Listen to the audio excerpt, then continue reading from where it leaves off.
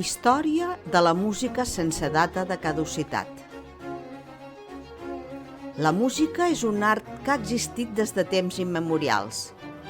Al llarg de la història, la música ha estat part fonamental de la societat i ha evolucionat de diverses maneres. Cada període ha deixat la seva empremta. Aquest programa ha estat pensat i realitzat per a aquells a qui agrada la música i que per això la volem conèixer millor.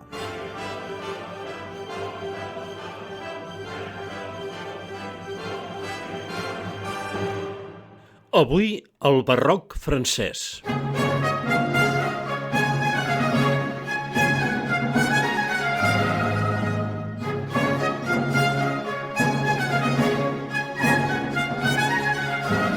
Al segle XVII, la música era privativa d'uns quants privilegiats.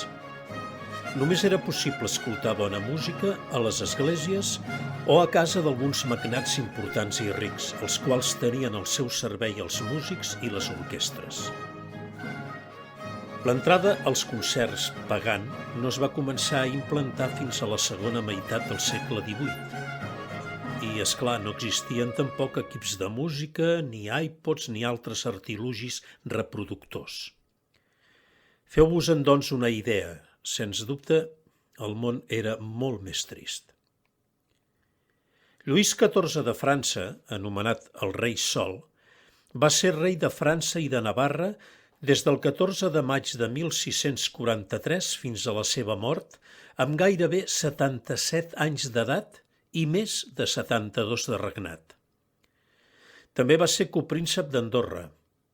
Va incrementar el poder i la influència francesa a Europa combatent en 3 grans guerres: la Guerra d'Holanda, la Guerra dels 9 anys i la Guerra de Successió espanyola. La protecció a les arts que va exercir el sobirà Lluís XIV va ser una altra faceta de la seva acció política. Versalles va ser l'escenari perfecte per al desplegament de tota la fastuositat del rei i per a la seva sacralització. Una de les grans aficions de Lluís XIV des de la seva infància va ser la dansa. Era un gran ballarí i li agradava prendre part en els ballets tan populars en aquell temps. El seu ball més celebrat és el del ballet del 1653 titulat La nit, amb música de Lully.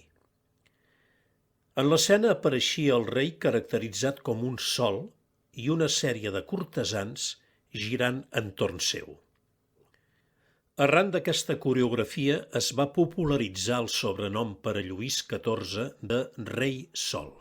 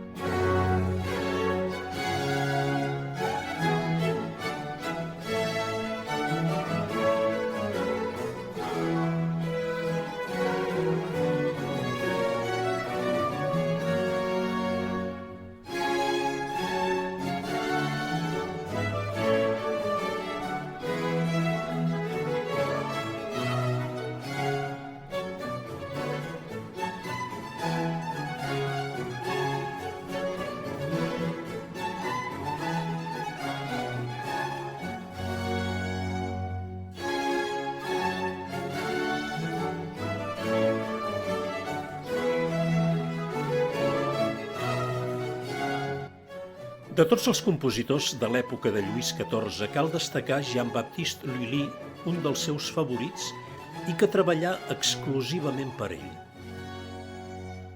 Jean-Baptiste Lully va néixer a Florència el 28 de novembre de 1632. Era, doncs, d'origen italià, però es va nacionalitzar francès el 1661. Va ser ballarí, coreògraf i compositor. Va crear la tragèdia ballet, un gènere teatral amb un pròleg al qual es cantava la grandesa del rei, i també la comèdia ballet, una mena de dansa-teatre en la que va col·laborar amb el dramaturg Molière amb l'objectiu de divertir el rei i la cort. Tots, doncs, al servei del rei. Ja ho tenen, això, els reis. Pels seus dots com a músic i com a organitzador, així com cortesà intrigant, Lully va dominar tota la vida musical a França a l'època del rei Sol.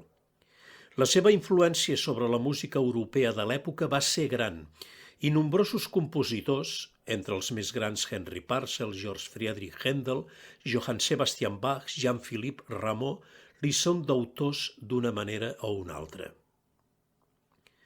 El 1681, Lully va assolir l'apogeu de la seva carrera amb el nomenament com a secretari del rei.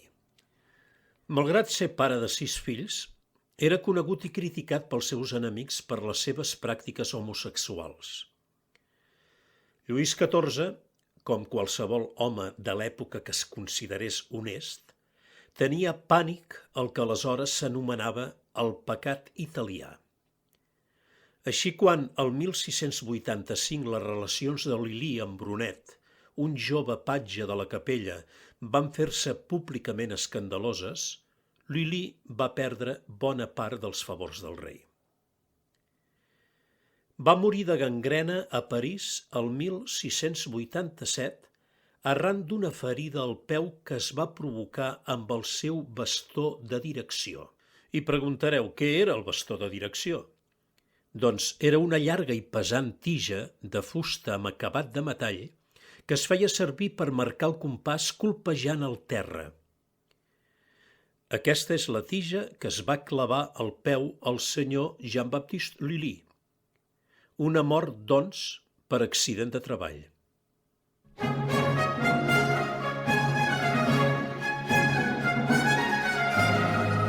El novembre de 1669, el sultà otomà Mehmed IV va enviar Soliman Aga a la cort de Lluís XIV i el rei es va afanyar a rebre-ho amb tot el luxe propi del rei Sol, assegut en el seu superb tron de plata, vestint les seves millors gales i cobert d'or i diamants. Però es va adonar que aquell no era un ambaixador, sinó un simple emissari, i ho va considerar una burla. Immediatament va ordenar al seu protegit, Lully, que compongués un ballet per ridiculitzar els turcs i que l'inclogués a l'obra que estava escrivint sobre un text de Molière, El burgès gentilhome.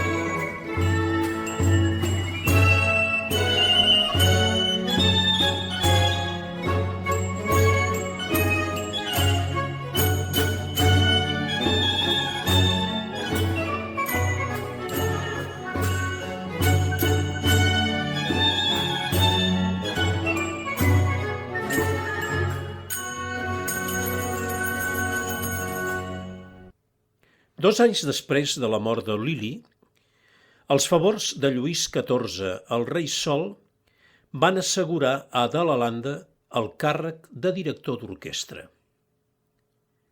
Michel Richard de Lalande havia nascut a París el 15 de desembre de 1657. Va ser compositor, organista i violinista, un home culte que coneixia perfectament el grec i el llatí. Els textos de la Bíblia varen servir-li per les seves composicions que s'interpretaven a la Capella Reial de Versalles. Dins del seu repertori de música sacra, De Lalande compta amb un total de 71 grans motets, entre els quals es poden destacar De Profundis, Confitebor tibi Domine, Exaltabo te Domine i el sublim Miserere. Va morir a Versalles el 18 de juny de 1726.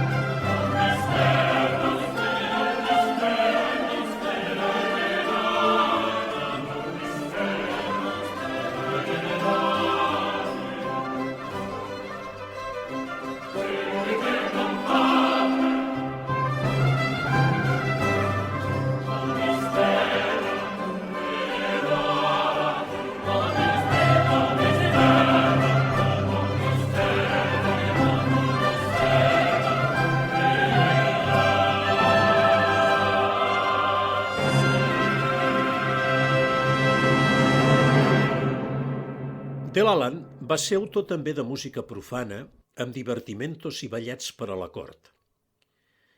Els més famosos són les seves cèlebres simfonies pels sopars del rei, compostes entre el 1690 i el 1700. Aquesta música va tenir una gran popularitat. És una música certament espectacular. A la cort del rei Sol tot ho era d'espectacular. Però, amb tot, és també una música equilibrada que presenta una gran delicadesa en la instrumentació. Aquest tipus de música era interpretada a l'aire lliure en el marc dels magnífics jardins de Versalles, on el rei Lluís XIV celebrava les seves fastuoses festes. Aquesta simfonia és dividida en diverses parts a la manera d'una suite, entre les quals he seleccionat el concert de trompetes per a les festes del Canal de Versalles. Aquest canal, que és un estany en forma de creu i amb una font d'Apol·lo, presenta una perspectiva espectacular des de l'avinguda reial dels Jardins de Versalles. El fragment que escoltarem és tocat únicament amb instruments de vent, de metall i de fusta. L'estructura té forma de rondó, o sigui, un tema A que es va repetint, alternant amb altres temes diferents, els quals batejarem com B i C. L'estructura seria, doncs, aquesta. A, B, tornem a repetir A, C i tornem a repetir A per acabar. Noteu que d'inici el tema A es repeteix perquè ens quedi ben fixat a la memòria. El fragment A sempre és tocat amb els metalls. Trompetes, trombons, trompes i trompes de caça, més les timbales de percussió. Els fragments B i C són tocats amb instruments de vent fusta, oboè i fagot. I les timbales entren a l'últim moment per preparar l'entrada brillant del fragment A, que té una pregunta i una resposta de 4 compassos cada una, amb alteració al darrer compàs.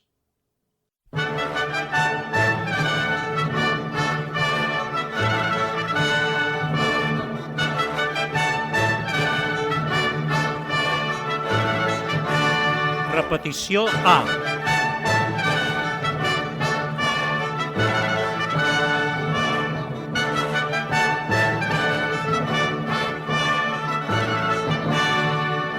Tema B.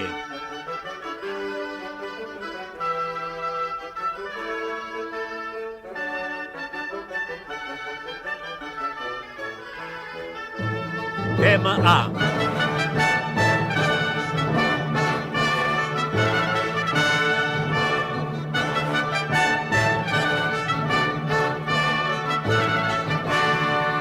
Tema C.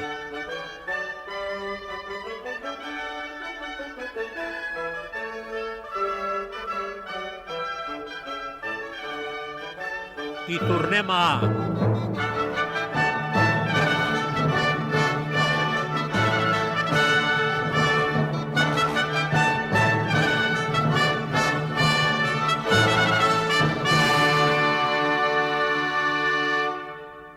Doncs bé, això és un rondó, una forma musical molt utilitzada. I passem al tercer músic. François Couperin, anomenat el Gran, va néixer a París el 10 de novembre de 1668. Compositor, organista i clavecinista. Hereu d'una llarga nissaga de músics, se'l coneix com a Couperin el Gran, per a distingir-lo dels altres membres de la seva família, també músics. La seva extensa obra inclou música instrumental i vocal, tant profana com religiosa.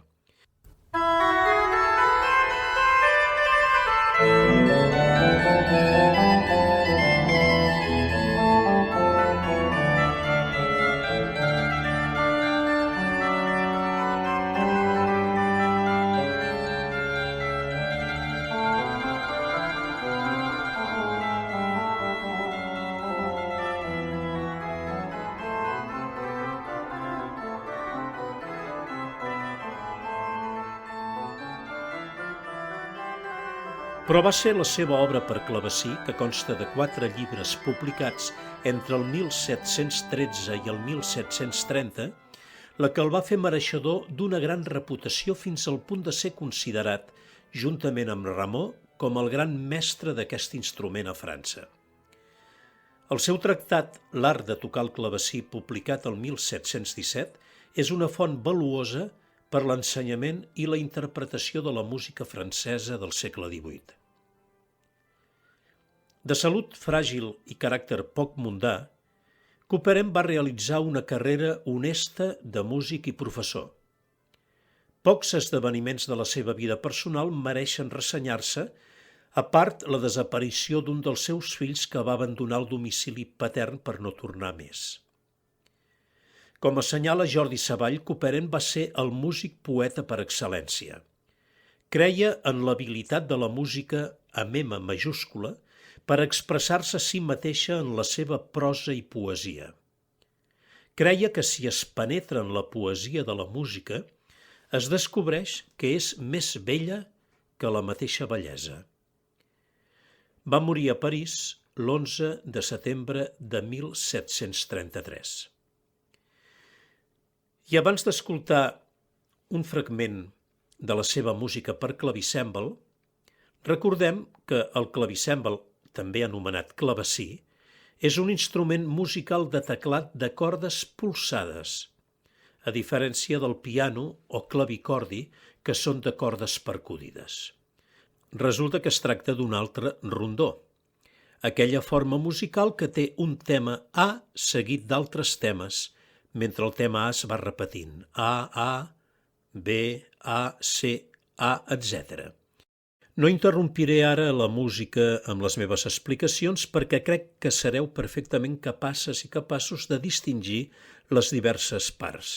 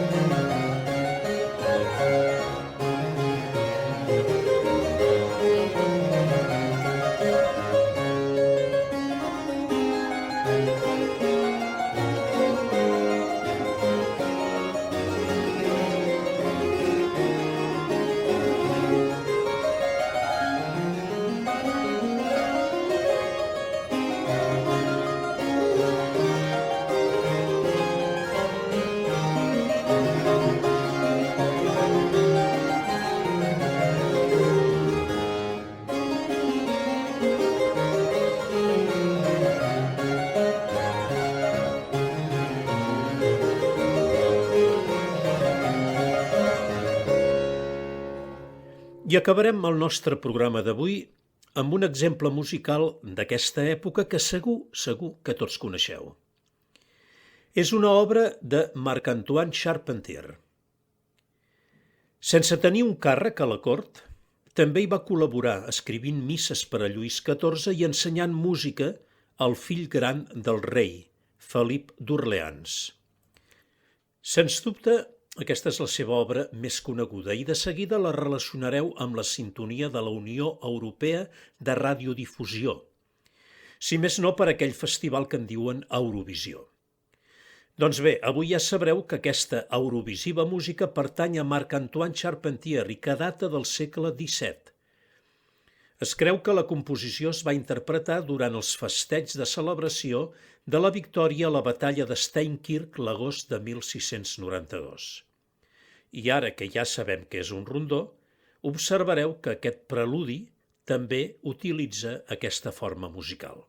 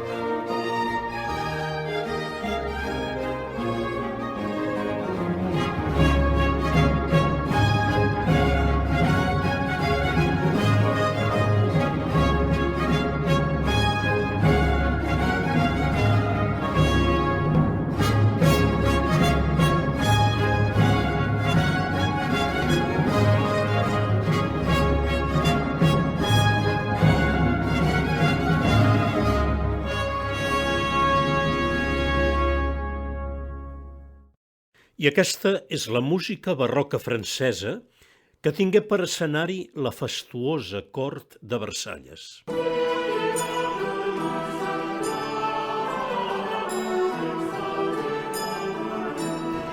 Els músics d'aquesta època, sempre sota la protecció del rei, interpretaven les seves obres per a clavecí en les festes de palau, dirigien les seves composicions i componien música per ballar i per ambientar les obres de teatre que s'estrenaven. En conseqüència, la música barroca francesa es distingeix per la seva esplendor i majestuositat. Lully, Couperin i Charpentier són alguns dels seus principals representants.